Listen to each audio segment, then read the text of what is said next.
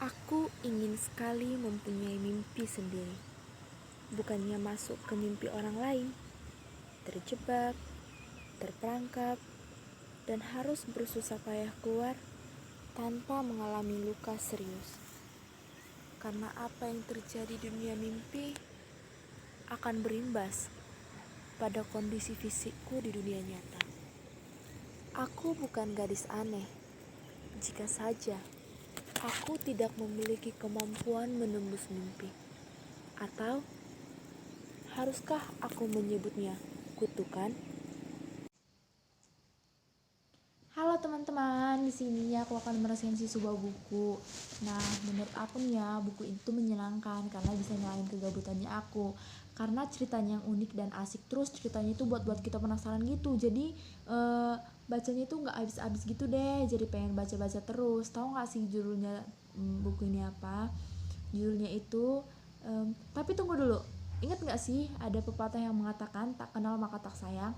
Jadi teman-teman semua harus kenal sama aku dulu. Oke, perkenalkan, nama aku Rahel Nenggolan. Aku dari kelas 11 IPA 2. Oke. Dan buku yang akan aku resensi itu buku yang berjudul Yobel Colter and Curse of the Dream. Nah, jadi untuk meresensi sebuah buku kita harus tahu data-data bukunya dulu. Dimulai dari penerbitnya, penulisnya, tahun terbitnya, nomor ISBN-nya, ketebalan bukunya, panjang bukunya, dan lebar bukunya. Oke teman-teman. Nah, buku ini dituliskan oleh Sainz dan buku ini diterbitkan oleh PT Gramedia Pustaka Utama dan buku ini terbitan pertama kali dalam bahasa Indonesia. Buku ini diterbitkan pada tahun 2012, tepatnya di bulan Januari. Tebal buku ini 200 halaman dan panjang buku ini 18 cm dan lebar buku ini adalah 8 cm. Nomor ISBN buku ini adalah 979 978 22 78613. Inspirasi Sainz dalam menulis buku ini yaitu karena awalnya Sainz pernah mengelilingi dunia dan di beberapa kota Sainz menemukan orang-orang yang abnormal. Namun bagi Sainz mereka bukanlah orang-orang yang abnormal, tetapi mereka adalah orang yang memiliki kelebihan di antara orang-orang yang lainnya. Jadi Sainz di cerita ini ingin menyampaikan bahwa kita sebaiknya tetap bergaul kepada orang-orang yang abnormal. Menyusup dan mencampuri hal-hal privasi mimpi orang lain dengan merekayasa petualangan-petualangan di dalamnya sepertinya mengasihkan, tapi tidak dengan gadis abnormal yang bernama Yobel Colter. Karena tiap kali dia berhasil tidur, selalu saja ia terjebak dalam mimpi orang lain. Dan tatkala dia bertemu dengan orang di dunia nyata, Yobel jadi merasa serba salah, canggung, dan selalu menghindar dari orang-orang. Hidupnya jadi berantakan, mengucilkan diri layaknya orang gila yang aneh. Untung dua kembar Meg dan Alice Morgan selalu menemani dan menjadi sahabat terbaiknya. Namun, ketika salah satu teman mereka yang bernama Jessica hilang di telan gunung Omikis, dan semua orang telah diturunkan untuk mencari Jessica, dimulai dari tim polisi, tim SAR, namun saat ini Jessica belum ditemukan. Yobels dituntut untuk menemukan Jessica lewat menyusup ke dalam mimpinya.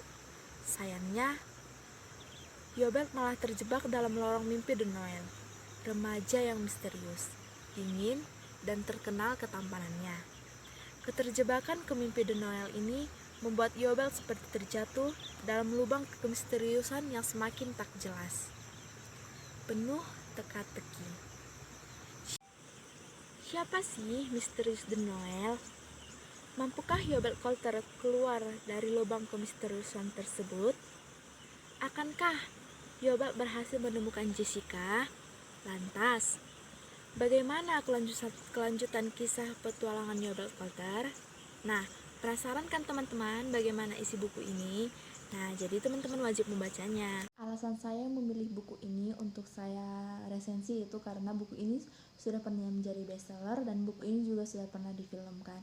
Awalnya aku belum pernah dengar sih sama judul buku ini, tapi aku ditawarin sama teman-temanku untuk baca buku ini, dan ternyata benar buku ini ceritanya menarik dan membuat kita semakin penasaran.